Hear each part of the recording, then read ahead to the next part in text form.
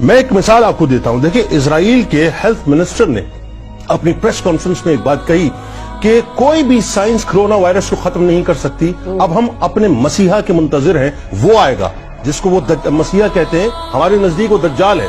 और इस वक्त आपको पता है कि पूरी जो यहूदियत की जो मरकजी लॉबी है वो दीवार गिरिया के आगे खड़ी हुई है और उनका मानना यह है कि अब उनके मसीहा का खुरूज होने वाला है, यानी दज्जाल का खुरूज होने वाला है और वो आने वाला है और वो आकर इस सारी वबा को खत्म करेगा और दुनिया में जो है वो जो किंगडम ऑफ डेविड है उसको कायम करेगा। अब वो उस तरफ बढ़ रहे हैं। यानी जो हेल्थ मिनिस्टर है वो ये बता रहा है बुनियादी तौर पर कि हम अब अपने मसीहा को पुकार रहे हैं।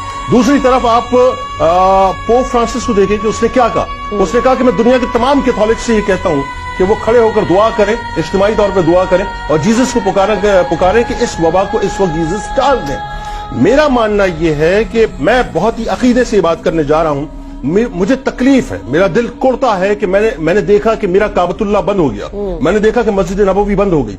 देखिए, ये जो वबा है ना, मैं दावे के साथ ये जुमला अदा कर रहा हूं कि तमाम तर एहतियाती तदाबीर के बाद ये वबा उस वक्त टलेगी जब हमारा रुख गुंबद खजरा की तरफ होगा।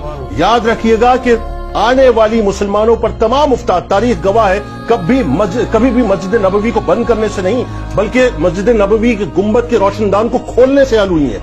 आज मामला ये है कि मैं ये जुमला अदा करना चाहता हूं इस वक्त इस चैनल पर बैठ के कि देखिए साहब, आप साइंसेस की तरफ रुख कीजिए।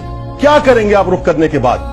एंटी वैक्सीन बन जाएगी, लेकिन एंटी वैक्सीन या एंटी वायरस जो है काम उस वक्त करेगा जब अल्लाह की मशीयत उसमें शामिल होगी। जब पोप फ्रांसिस का अकीदा यह है कि जीसस हमारी मदद करेंगे, जब यहूदियों का अकीदा यह है कि हमारा मसीहा आएगा, तो हमारा ईमान इस बात पर क्यों नहीं है कि गुंबद खजरा के मकीन जो है हमारी दादरसी करेंगे और इस वबा को टालने के लिए अल्लाह की बारगाह में हमारे लिए इस्तिगासा पेश करेंगे। होना यह चाहिए इस वक्त कि मैं ये चाहता हूं कि साहब, हो सकता है मेरी बात पहुंचे कि दुनिया के जितने भी मुस्लिम सरबराहान हैं, कमोबेश 57 ममालिक हैं, देखिए साहब, एक फैसला कर लीजिए। आज एक फैसला ये कर लें कि हम सब मिलकर सऊदी हुकूमत से ये कहते हैं कि हम रसूल करीम सल्लल्लाहु अलैहि वसल्लम की बारगाह में आना चाहते हैं। जाइए, दुनिया के तमाम मुस्लिम सरबराहान एक डेलीगेशन बनाएं और डेलीगेशन की सूरत में सरकार मदीना सल्लल्लाहु अलैहि वसल्लम की बारगाह में जाके बैठे, मवादे के सामने जाके बैठे, सुनहरी जालियों के सामने जाके बैठे और अर्ज करें कि या रसूल अल्लाह सल्लल्लाहु अलैहि वसल्लम, एक वो दौर था कि जब मदीने में कहत पड़ता था तो आप ही के सहाबा आके गुंबद खजरा के रोशनदान को खोला करते थे तो मींह बरसता था, अल्लाह की रहमतें बरसती थी। आप अल्लाह के महबूब हैं, आप अल्लाह के प्यारे हैं, ये कायनात आपके लिए बनाई गई है। हमने अपने गुनाहों के बोझ को अपने कांधों पर लाद के आज ये फैसला कर लिया कि आपकी बारगाह में आ जाएं। हम आ गए आपकी बारगाह में, अपने हथियारों को सरेंडर कर दिया, अपनी साइंस को सरेंडर कर दिया, अपनी टेक्नोलॉजी को सरेंडर कर दिया, अपनी ताकतों को सरेंडर कर दिया, अपनी पगड़ियों को आपकी बारगाह में रख दिया, अपनी हुकूमतों को बारगाह में रख दिया।